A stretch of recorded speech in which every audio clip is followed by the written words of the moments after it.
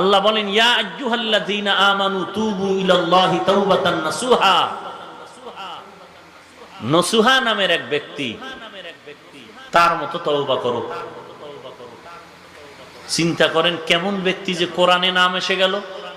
সে কোনো নবীও না, নবীর খাদেমও না, সাহাবীও না, সাহাবীর খাদেমও, বেশি থেকে বেশি একজন বুজুর্গ। আল্লাহর কাছে তার তওবা এত ভালো লাগছে যে তার নামটা কোরআনে এসে গেছে। ইয়া আইয়ুহাল্লাযীনা আমানু তুবু ইলাল্লাহি তাওবাতান নাসুহা। আরে মুমিন তওবা করো নসুহার মতো তওবা।